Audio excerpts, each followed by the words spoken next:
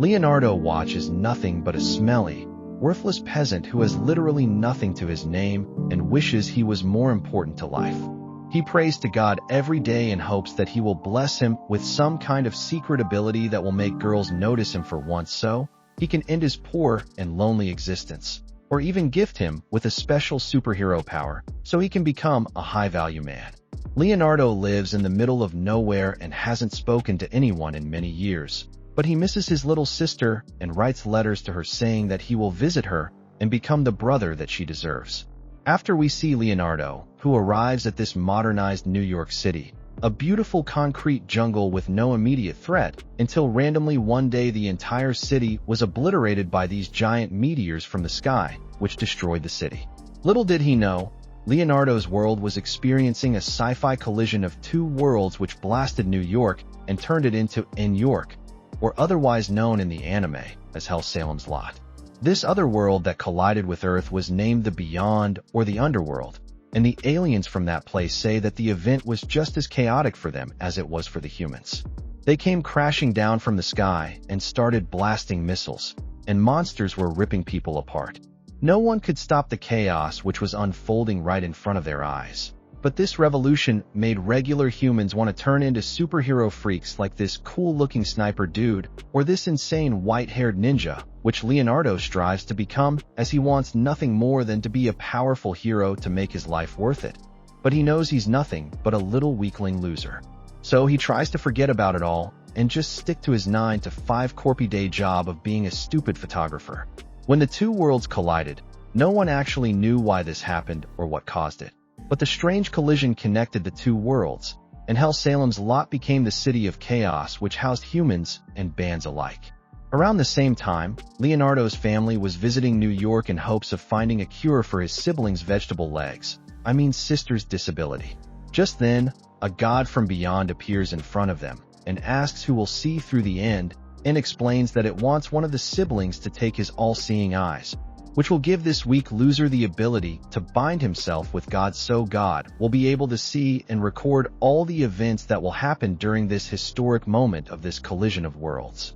Leo's sister Miss Hella says that it can give the eyes to her brother, but as a result, it makes his sister blind as this was the price of giving him these OPI. But Leo is even angrier now as his poor sister is now even more of a redacted than before and even more of a cabbage. But God tells him that he now has these cool and creepy eyes that come with some ancient anime sound effects, and he now has the ability to see everything. The transplantation caused him a lot of pain, and it took him 3 weeks to get used to these new babies, but he managed to live through it. After that, he decided to go to this Gotham of a city in hopes of finding some alien cure that would enable his now blind and disabled sister to see and walk again. He arrives at Hell Salem's Lot and decides to work as a freelance journalist. But being the loser, he barely manages to afford filling his stomach. 6 months later, we see him sitting down at Vivian's diner and talking to her before she takes pity on him as he's a little broke boy Waji. So she gives him a free burger to eat in exchange for doing some dishes. Just then, a supersonic speed monkey jumps in front of him and zooms away with his camera. Leonardo manages to see it in slow motion thanks to his eyes and starts running after the thief into the streets. After that, he lives through a series of coincidences as an armed robbery is carried out at his side by an alien, and the blast from its hand sends him and the monkey flying right in front of this silver-haired guy, who happens to be Zap Renfro of Libra, which is an organization of vigilantes comprising of people with superhuman powers. It turns out Zap was looking for a guy named Johnny Landis, who was supposed to join them and looked really similar to Leonardo. Leo decided to take advantage of this misunderstanding and followed him to his base, and got caught when they found out that he wasn't the right guy. Leo thinks that if there was to be some magical cure that could heal his veggie sister, then it must be hidden somewhere, which only strong organizations like Libra could access. After getting caught, he apologizes and tries to explain his motive. But just then the news starts playing, and it shows the police catching the alien robber from earlier. But suddenly a figure comes out of its body and slashes everyone around him, and the channel switches to a creepy guy known as Fento, who claims to be one of the self-proclaimed 13 kings of this city, and looks like a cheap Joker from Batman. He says that he has released a demon called Yagad in 2 pieces, and the representatives of humanity must find its other half before the demon does, unless they want the city to be destroyed. He gives them a clue that a gate would open every few minutes, and the other half of the demon would appear and slash everything around it before vanishing. Just then, the monkey that took Leo's camera starts shining, and the other half of the demon appears and cuts the office building down. After the attack, Zap grabs Leo up and asks if he was an agent of Fento, but his colleague Chain jumps in and explains that Claus decided to protect him, which means he's a good person. She then deduces that the gate to the demon must be on the monkey and starts chasing after it as it jumps off the building. Claus notices that Leo was able to see that high-speed attack and asks if it was thanks to his eyes, and he starts explaining everything from how he got them. He curses his cowardice and how it led to his sister going blind, but then the police jump in with their helicopters and cut his story short.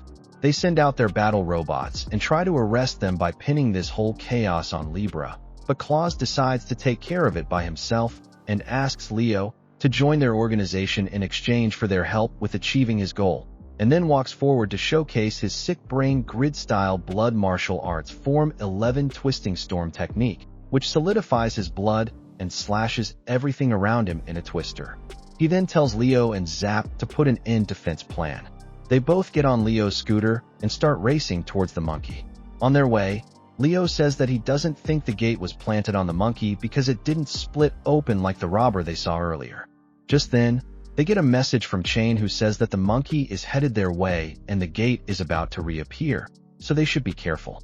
As she says that, the highway and the buildings around them get cut up and Leo falls down in front of his favorite diner, which is now in ruins. He sees Vivian and her dad still alive under the collapsed rubble and decides to get serious about ending this stupid game. He stands up and starts walking forward as the first half of the demon jumps in front of him and prepares to attack, but just before he turns into sashimi, Zap protects him by knocking him back. He then tells him that he likes the determined look on his face and hands him a pistol and prepares to use his own special martial arts as the demon turns towards the monkey. His fighting style is called Star-Style Blood Arts Blade from number 1 Blade of Flame, which solidifies his blood into a sharp blade. He then uses it to slash the demon in half and lets Leo run towards the monkey before blasting the demon with a net of flames using his 7th hell technique. On the other hand, Leo uses his eyes to zoom in and pinpoint a flea on the monkey with the gate planted on it, and shoots it down with godly accuracy, thanks to his eyes. With that, he ruins Fent's plans and succeeds in saving the city on his very first mission as a member of Libra. After dealing with this incident, he returns to Vivian's diner, which seems to be operating from its ruins, and says that he still has to do the dishes as he promised. Besides that, he also ends up making friends with the supersonic monkey. A few weeks later, we see Leonardo driving around this crazy mess of a city, working as a pizza delivery boy. His first order for the day seems to be for a hot vampire hunter by the name of Zap Renfro, and his address seems to be a not-so-family-friendly place.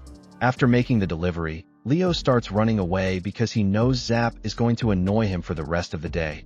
And it comes true when all of his deliveries end up being made to him, but at different places in the city. After having his fun, Zap tells Leo to drop him off at his apartment in exchange for him promising not to bother him again for the day. Leo agrees, and they start driving to his place. But on their way, Leo notices a weird-looking man with a couple of aliens smuggling human bodies who are apparently using high-level stealth magic to disguise themselves as a dry-cleaning business. Leo sees through them thanks to his all-seeing eyes and tries to drive away in hopes of not getting caught in the mess. He tells Zap about what he saw and lets him put Chain after them. But just then their scooter gets attacked by the disguised alien, who says that no one could see through their stealth, and that it would be a big issue for them if word about their real business got out. He kidnaps Leo, so he can cut him up and see how he was able to see through their spell, and leaves Zap to die. But before he can get away, Zap manages to put some of his blood on Leo's clothes and tells Chain to follow after them. Back in the van, Leo opens his eyes and finds himself all tied up in front of his kidnappers. He asks them if the people in the bags were alive, and they say that they were being transported illegally as vacuum-sealed food for freshness. The alien that cast the stealth magic comes forward and checks Leo's eyes to figure out how he managed to see through his spell and finds out that he has the much-valued all-seeing eyes of God. On the other hand, we see Liar's vice leader Steven see Chain down on the phone as she cries about losing their target. Meanwhile, the alien tells Leo that he can't wait to butcher him after finishing his job to see what else he has got inside of him as they make their way to beyond. He wonders what he can do to escape from there and decides to use the special abilities of his eyes. He first uses it to project his view to the aliens in the van and makes them look at the monkey dancing in front of him. This makes them really mad, and they decide to put him down, but once they are in his field of view, he uses his other ability, which switches their views with each other and makes them nauseous, causing the driver to crash the van. At the same time, we see Chain go to the hospital to see if Zap was alright, and the doctor says that something strange was up with him because whenever they try to transfuse blood, it disappears. She relays this information to Klaus, and he says that Zap is a genius, and he is tracking the kidnappers by extending a super thin line of blood from his body to the blood that he left on Leonardo. He then tells her to follow the trail at her best speed as soon as Zap lights it up. Meanwhile, he gets ready to follow her GPS signal in his Batmobile alongside Steven and his butler Gilbert. As planned, Zap ignites the blood trail with his lighter, and Chain follows it at Mach speeds using her werewolf genes, and they all make it in time to save Leonardo as he crashes the van.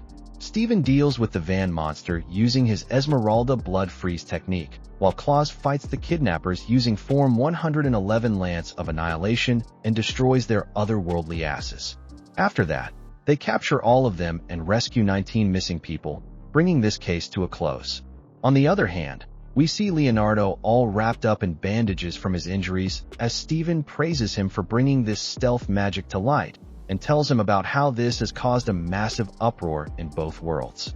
While thinking about all of this, Leonardo wonders if this was the reason why Zap was sticking with him all day so that he wouldn't come to any harm because of his eyes, but then calls him a jerk for annoying him anyways.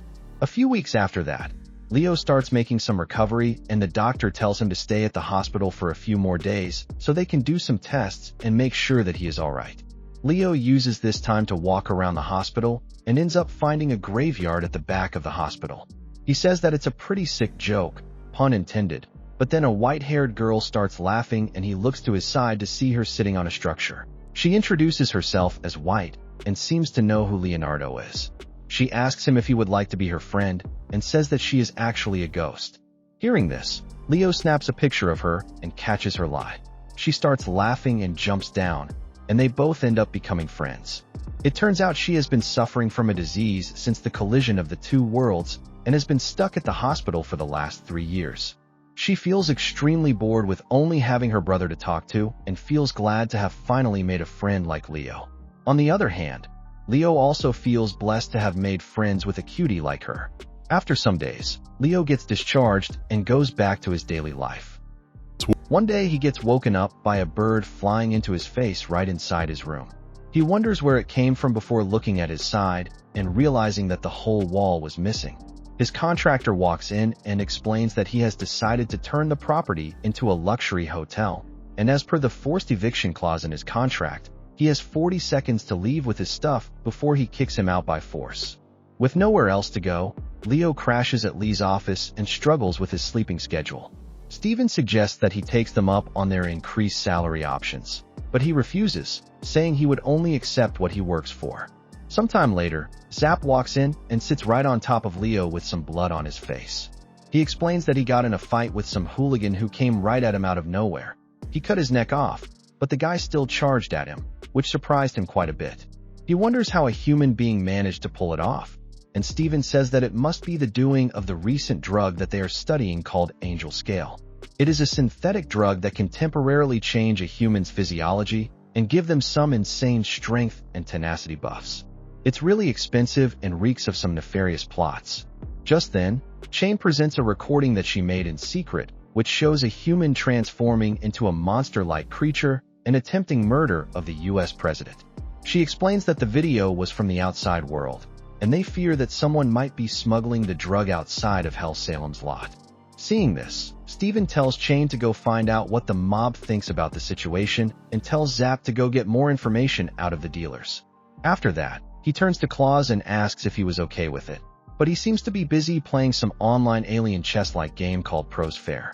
Meanwhile, The monkey looks at Zap and hints towards Leo getting suffocated under his ass, making him get up and wonder if he's still alive. With that, they all get up and run around the town to gather more information on this case, but end up with nothing of use. With nowhere else to go, Klaus decides to use his underworld connections to get a lead, and for this, he decides to ask for help from one of the leading mob bosses of Beyond, Dawn. Before he goes to his place, he goes outside to pick up a member of Libra named KK, who was ambushed by some people recently. Klaus picks her up and fills her in on the situation and tells her to accompany him alongside Gilbert to Dawn's house. Once they are there, they become surprised to see Prosphere Grandmaster Olenko standing outside Dawn's house. Klaus tries to tell the man that it is a dangerous place, but he is hellbent on challenging the infamous Dawn to a game and winning it. KK notes that in normal circumstances, someone like Dawn would never entertain them, but he seems to be a crazy Prosphere fan and has set up a rule where he would grant one wish of anyone who manages to beat him. When they come face to face with Dawn, Klaus tries to persuade him to reject Olenko's challenge because he's a great asset to humanity and losing him would be really unfair. But before he can say something else, Olenko says that it's very disrespectful of him to assume that he would lose and walks towards Dawn in order to start the game.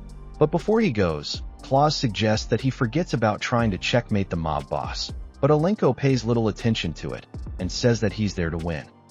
After that, Dawn extends a different dimension with only him and Olenko inside it, and they begin their game. Olenko says that he requires nuclear weapons for his country and asks that the people who saw him coming inside should be disposed of, while referring to Klaus and KK. Dawn accepts it and says that it would require him to play a game that is at least 10 hours long.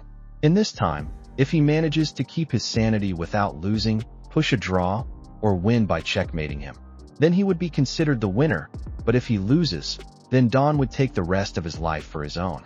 Olenko agrees, and their game begins. On the outside, KK says that Olenko might be able to make it out alive as he is a grandmaster in the game, and even Klaus managed to make it out of there 4 times already. But he says that all of those times he barely managed to stall the game for the allotted time, and not once did he ever win against Dawn. The game continues for 9 hours and 58 minutes, but Olenko gets checkmated by Dawn and is thrown out of the game dimension like a brain-dead zombie. He finds out that Dawn has been playing the game for over 120 years now, and there's no way a human can ever defeat him. Dawn thanks him for the good game, and then decides to fulfill their contract by taking his brain out, but Klaus jumps in and stops him. He apologizes for his rude behavior and makes a request that Dawn hold off Olenko's killing until after their game is done. Dawn says that he would never accept it from anyone else, but given how they are old friends, he would allow it, and says that he would have to entertain him in a game for 99 hours if he wanted him to spare Olenko's life. Klaus agrees and walks into the game dimension to begin their game. While doing so, Dawn asks for his other requests as well, and Klaus says that he wants all the information around the Angel Scale drug and its distribution. Dawn says that he would fulfill the request as well if he manages to win, draw, or stall the game for 99 hours, and they begin the game. While playing, he wonders what kind of a man Klaus is who is willing to put his life on the line for strangers, and every time he comes to him, he wants information about something that changes the fate of the world, like this drug. He tells Klaus about Olenko's request to dispose of him, and asks if he is still worth saving.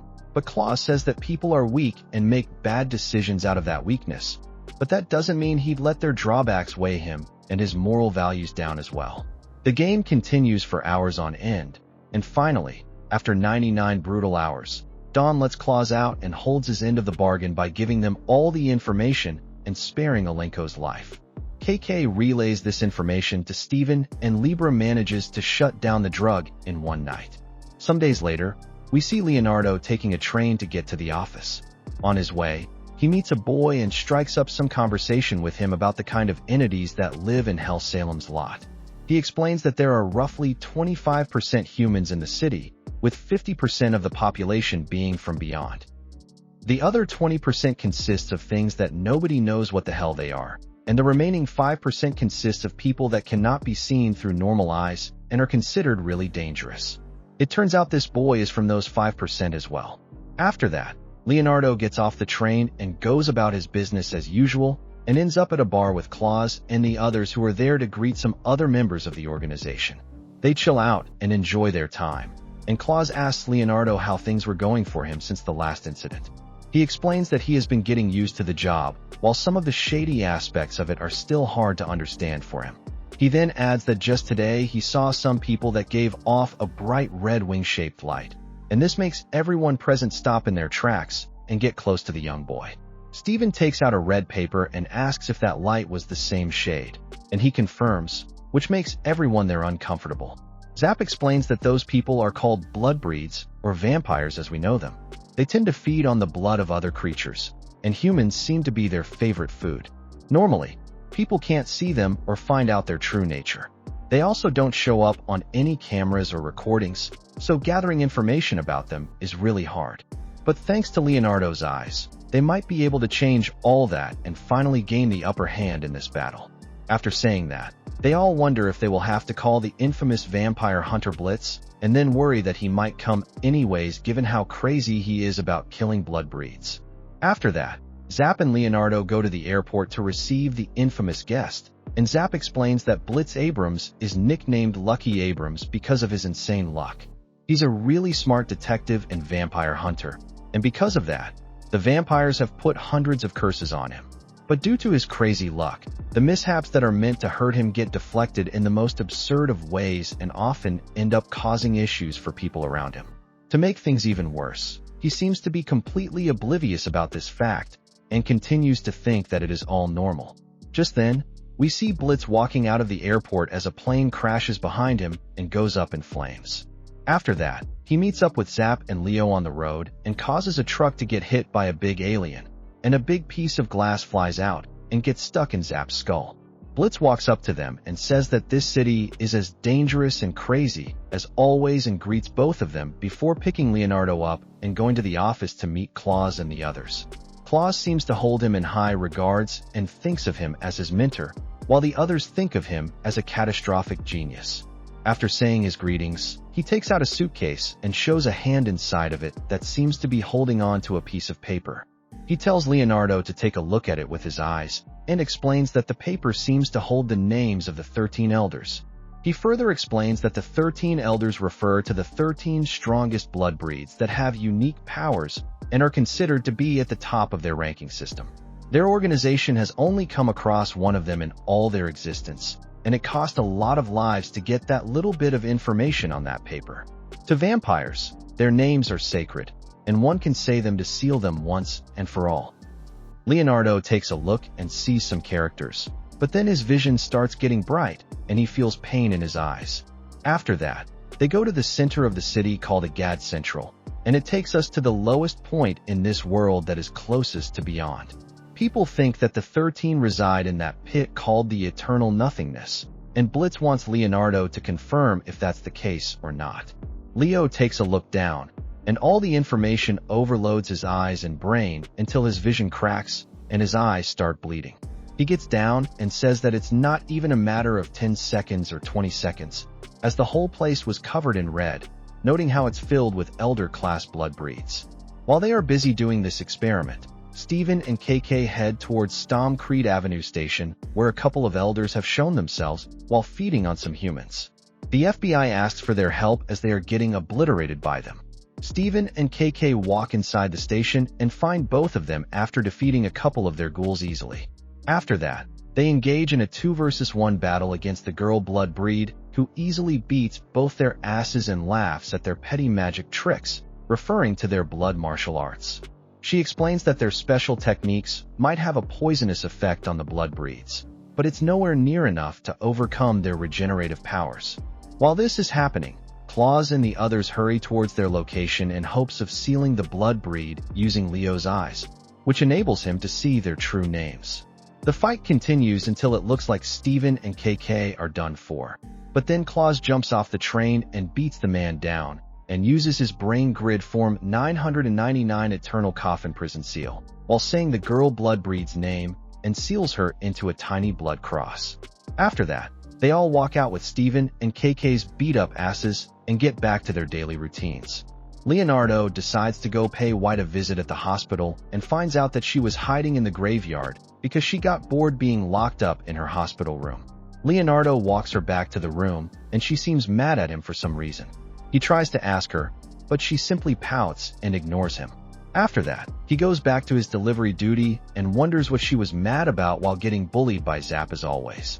He offers to grab something to eat together and starts driving him to a food corner. But on their way, they become victims to a living monster truck that starts following them and eating everything in its way. The incident soon starts getting broadcasted on the TV, and Klaus and Blitz immediately understand that it is none other than one of the 13 kings of the city named Aligura, the queen of monomania. They think that she must have decided to get her boyfriend back and goes to Hell Salem's Lot's largest prison to break him out. The man turns out to be a hybrid who has two people living in one body, which officially and logically earns him the right to be the only person to be able to use they/them pronouns, and not if someone questioned their sanity. The handsome guy's name is Dog, while the living blood alien inside his veins is named Brody, and they are basically the cheap copy of Venom from the Craigslist of Spider-Man universe. They are often kept bound in the prison, but sometimes Libra asks for their help with their cases. Claus opens their seal and tells them that their crazy girlfriend is coming to get them. On the other hand, we see Leonardo flying into the air from one of the crazy jumps that Zap makes with the scooter, and he ends up literally hanging by a thread at the monster truck. Just then, Aligura walks out and captures him and says that he would be a good company for her as she was getting bored. She then starts rambling about how she had the perfect boyfriend, but he was simply ugly, so she went and found the hottest guy she could find, and then chopped up her boyfriend into a blood mess and put him into the handsome guy's body after draining his blood out. This way she brought the man of her dreams into reality with the perfect personality and the perfect looks. Hearing this, Leonardo confirms that she is just as crazy as your average girlfriend and starts wishing for Claus to come in and save him like always. Meanwhile, Aligura manages to find Dog and Brody traveling with Klaus. She calls out to them, but they turn into their Venom form and punch the truck down with their full force. The attack slows the truck down, but also sends them kilometers away from the rebound. Seeing this, Steven makes a plan and calls Leonardo and tells him to use his ability to make the monster truck go towards the local park. Once it's facing the park, KK, Steven, and Claus make it get out of control and fly over to the park where Dog is waiting for it alongside Zap. He gathers all of his copyrighted strength and then blows the truck away in one hit, sending it outside of the city while raining down thousands of its metallic pieces on the people of Hell Salem's Lot, killing hundreds if not thousands. After that, everyone gets back to their usual routine, and Leonardo ends up at the hospital with some stitches. On his way out, he sees White talking to a doctor and laughing and feels jealous being the beta male he is. He decides to quietly walk out, but then grows a pair and goes back inside and breaks her out of the hospital and takes her out for a movie. It looks like she has been craving such a relationship with him as well, and they both get a little bit closer. On the other hand, we see the same boy that Leonardo met at the train station reveal himself to be the king of despair and being in cahoots with Fento. It turns out that they were behind enticing Aligura to go after the dog and cause all this chaos in the city. A few days later, we see Leonardo hanging around the 42nd Street, which is an unchanged area in Hell Salem's Lot, which still holds parts of the old New York City. The government here makes sure to keep the bans outside of here, and that's why lots of humans have a prejudice against the monster-like aliens. Leonardo happens to be there to get himself a burger from a popular franchise called Jack and Rockets. As he walks out of the street, he notices a mushroom-like alien run towards him and get run over by a truck. Leonardo worries for his life, but the alien simply gets back up and asks if he can have those burgers. He says that he does not have a skeleton like humans, so physical impacts don't harm him in the same way. Just then the two drivers of the truck walk out and start talking down to the alien asking if he can't see or something. Leonardo tries to defend him from this racism, but the guys give the alien a half-eaten burger as settlement and drive off. After that, Leo also goes back to the office and delivers Zap's lunch order. A few days later, we see Leo once again running Zap's errands, and he ends up meeting the alien once again looking for people with the burgers. It turns out he has made a deal with the truck drivers who sell him the burgers for 4 times the usual price. Leo sees this and says that it's unfair and tells the alien that he would buy the burgers for him instead, without any markup. He says that he hates racism and wants to take a step forward, and this marks the beginning of their friendship. The alien introduces itself as Nej, and they go on to eat a lot of burgers in the next few weeks. One day, while sitting at the park, Nej mentions that he does not remember his parents, but knows who they are supposed to be. What makes it worse is that his mother also doesn't remember giving birth to him, and this has made him really lonely. Leo feels really sad for him and gives him a special poster that comes with the burgers if you order a large amount of them, which makes Nej really happy, like a fanboy of the franchise. On the other hand, we find out that the truck drivers were actually under a huge debt and were being threatened by a mafia collector to pay up soon. On their way back home, they run into Nej and instead of apologizing, take their anger out on him by beating the hell out of his mushroomy face. One of them happens to be wearing a gas mask because the other one peed himself after getting threatened with his life by the mafia collector. As they beat Nej, he starts turning red and suddenly explodes in a cloud of spores that cause everyone there to collapse. The next day, we find out that all of those people lost their memories from the last 13 hours, and it makes the news. As it reaches Libra's ears, they decide to look into it. But Leo immediately starts running towards 42nd Street to find out if Nej was all right. At first, he can't find him there, but then he remembers his home address and decides to look for him there. Soon enough, he meets up with him and asks if he was all right and remembers him or not. Nej says that he does remember him and then shows him the poster that Leo gave him and says that it's a really cool poster, but he doesn't know how it got in his pocket. This makes Leo realize that Nej lost some of his memories as well. Just then someone comes from behind him and knocks him unconscious with a baseball bat. When he opens his eyes, he finds out that it is none other than the same two drivers from earlier.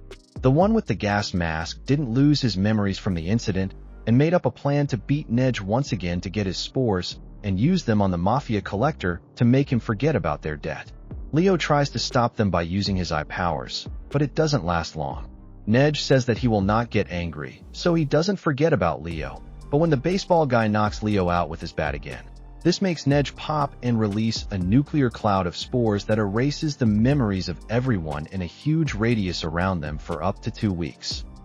From this incident, both Nej and Leo forget about everything regarding each other, and Leo even forgets about some members of Libra. It takes some time for him to recover from his injuries, and Claus and the others fill him in on the details until one day Leo runs into Nej once again out of sheer luck. They exchange a similar fate as they did when they first met and get to exchange a burger once again. After that, Leo goes to the hospital to see White and ends up meeting with her brother, who turns out to be the same guy he talked to on the train not so long ago. The guy introduces himself as Black and says that this is the first time they met each other and seems to be speaking the truth. They both head out to have lunch together and quickly become friends as they find a lot of commonalities between themselves, like being scrawny, wimpy losers who care a lot about their younger sister and are trying their best to live in this crazy world. Leo also finds out that White has a bad heart, and that's why she is at the hospital and feels sad. Just then, Vivian drops a cup of coffee over him as a kid runs into her, but the coffee starts floating in the air instead of falling over him. It turns out Black has this psychic power, but he can't control it very well and ends up dropping the coffee over Leo anyways. After that, Leo goes back to the office and finds Zap getting his beat up as he tries to kill Claus and prove his superiority like always. The next day, Leo comes to the office and notes that Zap isn't there. He asks about it, and they all wonder if he finally gave up on beating Claus and accepted defeat. But just then he video calls Leo on his phone and says that he has been taken hostage by some people who are trying to kill him. He asks Claus for help and cuts the call, and we find out that he was just pretending to be in trouble and in reality had made a bet with the owner of an underground hand-to-hand fighting arena to whom he owes a huge debt. He says that Claus will definitely come and fight for him given how he cares about his friends and would defeat all of his people in the ring. The owner takes him up on this offer, and we see Claus heading towards the arena with Leo. Once there, he gets inside the ring and says that he's there to get his colleague back, but the announcer says that he must defeat a number of opponents, and then he can take his guy back. Claus agrees, and his first fight begins with a blonde human fighter. He knocks him down in one punch, and then goes on to face a multi-eyed alien monster. Claus throws a barrage of punches and then twists all of its limbs like a cockroach. After that, he faces a bunch of opponents and beats them up in a similar manner. Watching him fight so elegantly, the owner of the ring gets excited and jumps down from the booth and into the ring. He faces Claus and requests a duel, and they both start fighting. He notes how his fighting style resembles that of a Spartan with a spear and a shield. He attacks with his right and keeps up a strong defense with his left, but doesn't resort to grabbing or pushing or pulling techniques. He calls him naive and continues to exchange blows with him until Claus decides to use his left hand to punch him and ends up blowing his head apart. This surprises everyone, but we find out that the owner of the arena is actually a blood breed who was using the corpse as a cover so he could fight Claus and have some fun. He then knocks him back and lets him get out of the arena with Zap safe and sound. Once they are outside, Claus shakes Zap's hand and says that he's glad that he is safe. This annoys Leo a lot as he knows that Zap took advantage of Claus's generosity, but Zap says that while getting rid of his debt was a part of it, his real objective was to attack Claus when he was weakened from fighting all these big shots in the underground. He then jumps at him like usual, but Claus beats his ass up just as easily as always. After this, Leo decides to go back home, and on his way meets Black and gives him a ride as well. Before leaving, Black thanks him and tells him to continue looking after his sister, and then lets Leo drive away. Once he's gone, he walks back and grabs a coat from the stands outside the building and walks inside to greet Fento and some other beings of the underworld and reveals his other identity as the King of Despair as his eye color shifts from blue to red. After this, we get a flashback of Black's memories and find out that both his parents died in the collision of the two worlds. His real name is William and his sister is called Mary. With that, we get to the point where we see him and Leo walking around Hell Salem's Lots Museum. He explains that when the collision happened 3 years ago, a group of special people called casters were gathered from both worlds, and they used their powers to contain the collision and stop it from spreading by extending a psychic barrier around it. The center of that collision is still being researched to this day, and many of the researchers involved are from that group of casters. He tells Leo that his parents were among them as well, but they are no more. After that, we cut back to Zap in his daily routine of degeneracy. He wakes up with a bad hangover from the previous night after having a fling with a woman. He then goes to a fast food restaurant and gets himself some foods that are rich in vitamin diabetes and heart attack. He then goes to watch horse races and bet on them. After losing there, he mugs some thugs who try to bug him and then goes to a casino and wastes all of his money there before spending the night with a girl. He then wakes up with a bad hangover and goes to a fast food chain and repeats. This time around, he ends up finding a hot employee at KFC and decides to ask for her number. The girl rejects him, but he keeps bothering her and continues his gluttonous routine until he grows a big belly. After failing to get her number, he becomes desperate and continues bothering her even more until one day Shane jumps over his fat belly and says that her friend who works at KFC told her that this dumb silver-haired guy keeps bothering her for her number and she can't stand him anymore. After that, they both start arguing, but Steven tells them to stay quiet as they have confirmed that a blood breed gate was opening in India and a blood breed walked through it alongside a hunter. Their destination must be this city, and according to the report, the blood breed lost more than half of its body while fighting this hunter. It also says that the whole Air Force base was sealed off as everyone inside was turned into a ghoul, which means they are fighting a really strong blood breed, possibly in the elder class. That's why they are asking for Klaus to help seal the monster instead of taking it down, and they wonder who this hunter is that is going after such a strong vampire. Just then, KK reports that she sees their target at the top of the castle in the sky building, and we see the two monsters fighting like Superman and destroying everywhere they step on. KK and Steven save a kid from getting turned into a squash patty, and then head towards the fighters facing each other. Thanks to the reflection from the glass behind them, they manage to figure out who the blood breed was and attack it with their abilities. But for some reason, the hunter suddenly starts chasing after Zap down the street. This confuses KK and Steven, but then they see the blood breed break off its attack organs and start regenerating. This makes them worried as they prepare for a deadly assault from the vampire. But then the hunter turns around and uses the same Big Dipper blood battle style that Zap uses in combination with the wind element as well, and reduces the vampire to its final stage known as genome. In this stage, the vampire regenerates itself in an egg-like state, which has many eyes and will automatically attack anything that comes close to it. Seeing this, Steven realizes that this hunter is none other than the famous blood battle god, and the founder of the Big Dipper blood battle style, Raju. He is also Zap's master and is said to often go missing for decades, during which people hear a lot about someone killing strong vampires. Raju uses his blood arts and takes over Zap's mouth and uses it to talk down to everyone around him by calling them a greenhorn. Soon Klaus and the others join them, and he acknowledges Klaus's strength, but says that he still lacks in terms of being a leader, while pointing towards Zap's big belly and calls him a disgusting piece of filth. He says that if someone were to put dirt and filth inside a bag and then throw it in a garbage dump, it would still not be as disgusting as this undisciplined piece of disheveled scum who only eats and farts. He says that at this rate, even the bugs that he squashes under his non-existent feet are better than him, and says that he would take him back under him and train him properly. Hearing this, Klaus and the others say that Zap is without a doubt an annoying loser, but at the same time, he's an irreplaceable part of their organization and request him to reconsider his decision. Raju thinks about it and says that if Zap manages to unarm the Gentian by destroying all its eyes, then he would let him stay with Libra. Otherwise, he would drag his untidy back to the jungle and train him like Garp trained Luffy. Klaus says that it would be hard for even Zap, but Zap steps up and says that if his master says that he has to do it, then there must be a good reason for that, and decides to do it. He walks right in front of the egg, and Raju sets up a blood barrier around them to contain the damage while keeping Zap inside.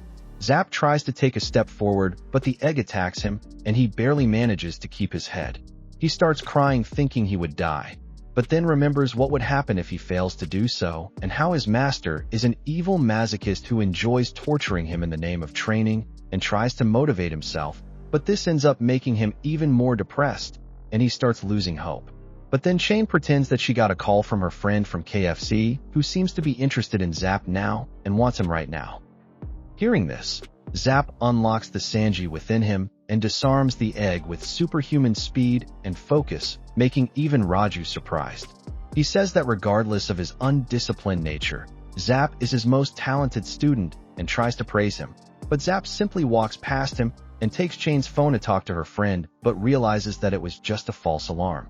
Meanwhile, we see Black talking to White at the hospital, and he seems to worry about having a dual personality that he can't control, and that might have taken over him, occasionally alluding to how Leonardo once said that he met him at a train station before as well. White tries to calm him down and says that he's just overthinking it, and that she is there to support him always. Back at where Libra and others are, Leo tries to look at the vampire egg and find its true name, but he says that he can't find its heart anywhere inside. Raju says that it must be in the other half of the blood breed's body, and that his other students should be on their way there with it. Back at the hospital, Black decides to go outside and put some flowers at his parents' grave, and then ends up talking to his other personality inside his head. They argue about not using White in any evil schemes, as Black tells it that it was part of their deal, but the King of Despair says that he isn't making her do anything, and that she is doing it herself. After that, he puts Black to sleep and takes over him. He then says that it's the time for this great collapse and sets his evil plan in motion. On the other hand, we see an airplane entering Hell Salem's lot from the sea. The local air defense authorities warn it to turn back, but then they notice the half-torn upper body of a blood breed attached at the front of the plane. As it enters Hell Salem's lot, a huge tentacle from the sea comes out and crushes the plane, making the cockpit fly further inside the city. With all the members of Libra in place, Dog jumps and destroys the cockpit and slams it into the ground. After that, Claus picks Leo up and rushes towards the crash site alongside Zap, so they can know its name and seal it once and for all. The regenerating vampire attacks them immediately, but Klaus defends against it using his blood cross. KK buys them some time by shooting the vampire down, and Leo uses this time to get the name of the vampire. After that, Dog picks him up and jumps further down the building to get him to safety. On the other hand, Zap tries to find the junior disciple of his master who was supposed to be in the plane, and he cuts his way out and reveals himself to be a fishman. This makes Zap laugh his ass off as he compares him to sushi and Japanese sweets, which makes the other guy really mad.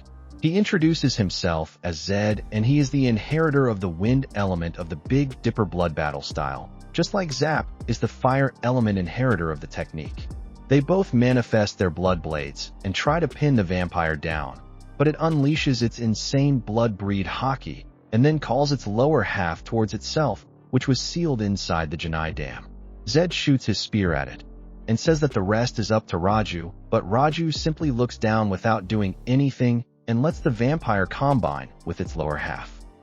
Just then, they both realize that their master wants them to deal with it on their own as a team, and they both use their strongest abilities just like Raju did earlier to seal the vampire. As they damage the vampire, Klaus jumps down and uses his form 999 and seals the elder class breed into a small blood cross by saying its name. After this, he commends Libra on their teamwork and coordination and says that he would like them to take care of Zed, and then runs away like Yal's dad who went out to get milk and never came back. Zed instantly collapses from the shock and Klaus and the others take him in and let him rest. Meanwhile, we see the King of Despair setting his plan in motion and watching this whole incident alongside Ftu and Aura. He mocks them and says that they are easily entertained while he needs something so chaotic to happen that it changes the fate of this world. He then asks Aligura if she managed to find the device he was looking for, and she gives him a pair of glasses which are meant to take someone else's eyeballs. He then thanks her and walks to the hospital and gives the pair to White. He tells her to go get Leo's eyeballs, and he would return black as promised. This makes White really sad, and she starts crying and says that she wants to be Leo's friend and that he's really similar to them. But Despair says that she can't do that anymore, and that all the cards have been dealt, and that she must play them as decided. After that, we find out that long ago during the collision of Flamelight being approached the siblings and was about to take over White's body, but Black stepped up and told it to take it from him if it must, and offered his body in exchange for it not messing with his sister. The being agrees and takes over William's body as the King of Despair. We also find out from Ftu that the King of Despair has existed from ancient times and has many names like Lucifer, Satan, and the Fallen. With Zed being their newest, most junior member, Leo decides to take it upon himself to show him around the town and invites him to have lunch together. Zap decides to join in as well, but it looks like he just wants to put him down by bullying him and getting himself another lackey like Leo. However, Zed seems to be much more mature for all this BS and decides to shut Zap down with smart replies and decent manners. At first, Zap takes them to a fish food restaurant, thinking that Zed wouldn't be comfortable with it as he is half fish, but Zed says that fish eat other fish all the time and that he knows that Zap tried to annoy him, but it just ends up showing his ignorance and his brain being tiny. He then decides to walk in, but Zap says that they would try another place because he doesn't want to eat fish anymore. After that, they continue walking and try a bunch of random food places, including one where the food eats you.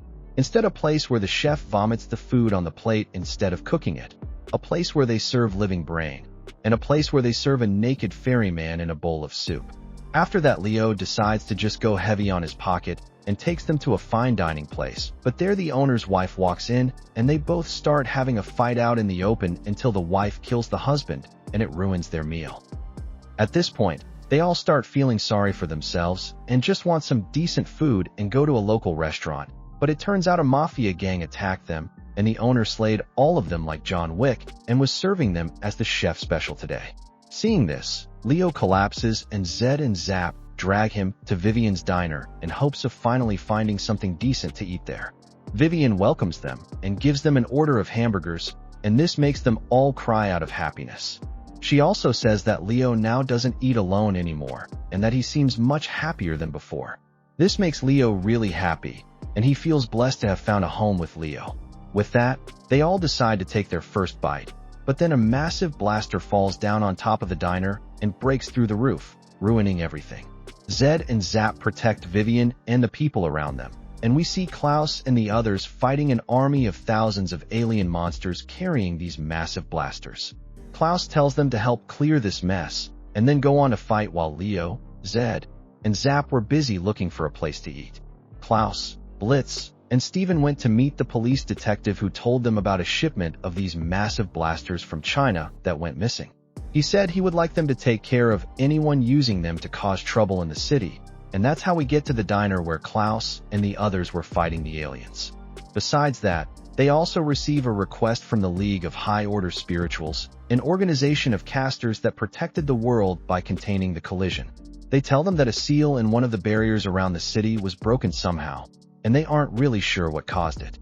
They say it happened around the area where they sealed the last elder class blood breed, and it all sounds too fishy. That's why they would like them to stay vigilant until they find a way to repair the barrier and what caused it to break. He also tells them that long ago when the collision happened, a couple of casters went missing and no one knows what happened to them. But from that incident, the 2 children of those casters did manage to make it out, and one of them was even working for the League, referring to William.